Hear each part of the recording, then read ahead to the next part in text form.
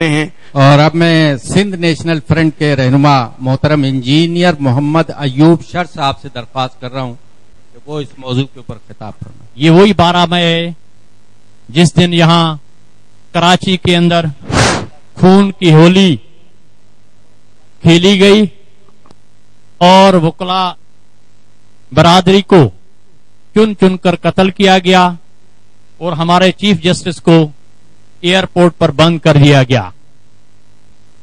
لیکن افسوس کی بات یہ ہے کہ آج وہی لوگ جو کل ان کو قاتل کہتے تھے آج ان کے ساتھ خوشیاں منا رہے ہیں اور ابھی تک کراچی کے اندر قتل عام ہو رہا ہے. لیاری سے لے کر ملیر تک روز قتل عام ہو رہا ہے لیکن ان کا کوئی تدارک کرنے والا موجود نہیں. آپ کیسی حکومت کی بات کرتے ہیں؟ یہاں کوئی حکومت نہیں ہے, یہاں دہشت گردوں کی حکومت ہے.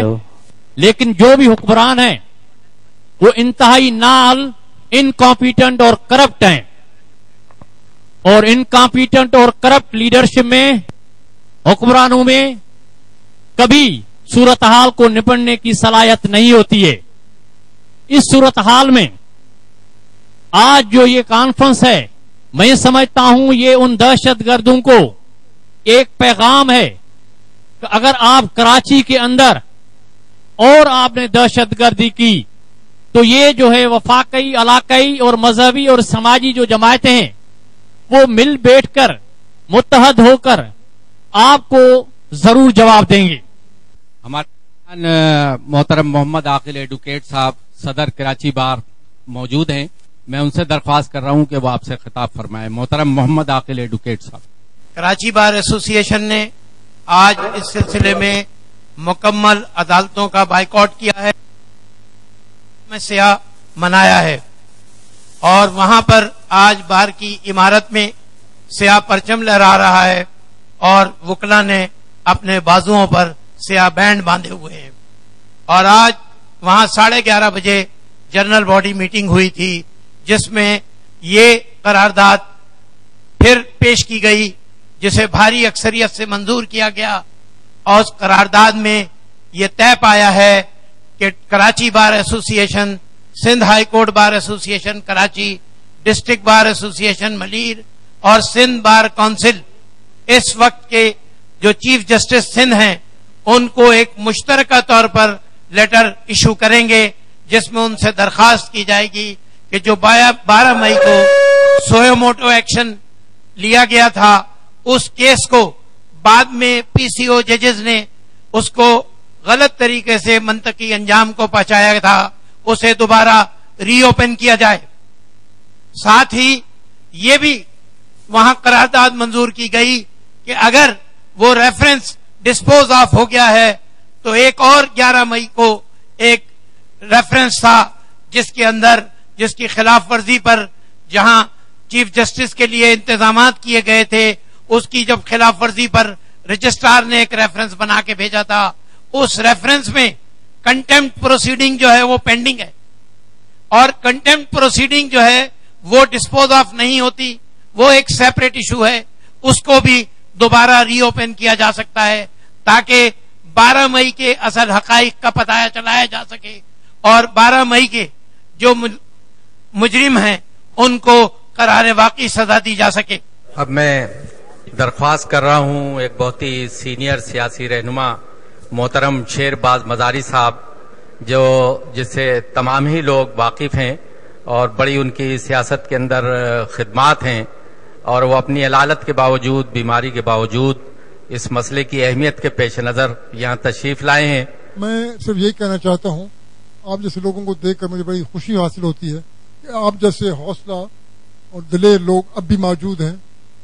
یقین جانیے انسان پیدا ہوتا ہے تو خالی ہاتھ آتا ہے اور خالی ہاتھ جاتا ہے. آج کل جو لوٹ مار ہو رہا ہے, بے گناہ لوگ مارے گئے ہیں, ان کو میں لعنت بھیجتا ہوں.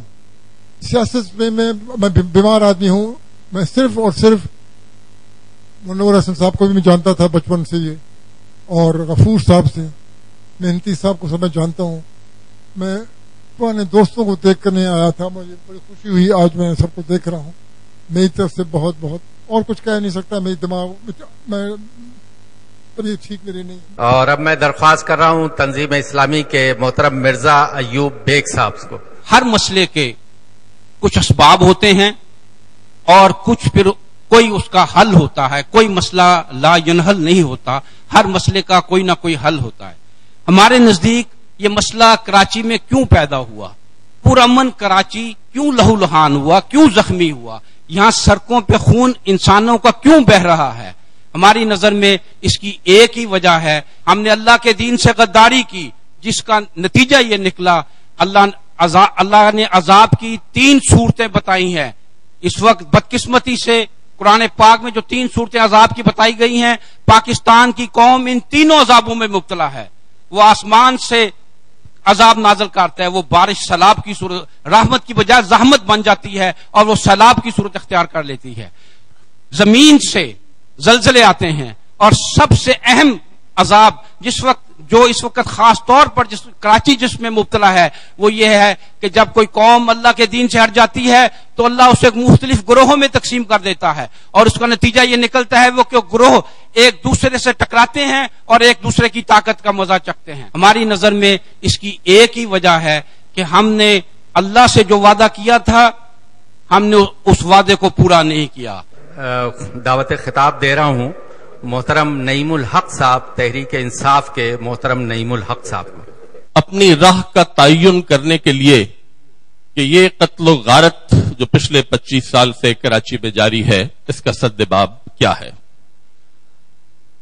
جناب منور حسن صاحب, میری رائے میں اس نظام میں پاکستان کے عوام کو کسی بھی شعبے میں کسی بھی قسم کا انصاف ملنا ممکن نہیں ہے.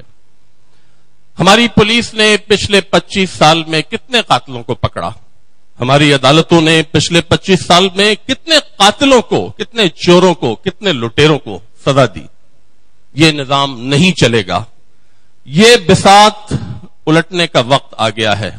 اس نظام کو جڑ سے اکھاڑ کر پھینکنا ہوگا, ورنہ مجھے یقین ہے کہ آج سے 10 سال بعد پھر ایک ایسی ہی کانفرنس ایک ایسے ہی موضوع پر اسی شہر میں دوبارہ منعقد ہوگی, اور یہی مسائل اسی طریقے سے ان پر گفتگو ہوگی.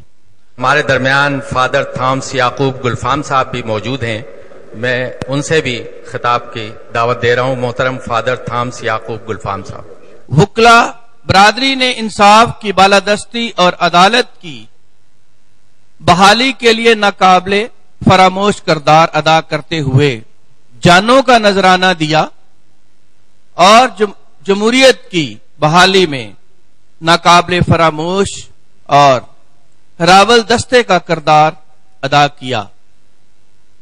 اس تقریبات کے توسط سے عدلیہ اور جمہوریت کی بحالی کے لیے جدوجہد کرنے پر وکلا برادری اور جماعت اسلامی محب وطن سیاسی قوتوں کو خراج تحسین پیش کرتا ہوں, اور یقین دلاتا ہوں کہ مسیحی برادری مستقبل کے ہراستہ اقدامات میں آپ کے ساتھ شانہ بشانہ کھڑی ہوگی. آخر میں اس کانفرنس کے توسط سے حکومت سے مطالبہ کرتا ہوں کہ سانحہ 12 مئی کے شہداء کے ورثاء کو انصاف دلانے کے لیے قاتلوں کو گرفتار کر کے کٹہرے میں کھڑا کرنے کے لیے متعلقہ اداروں کو حرکت میں لائے.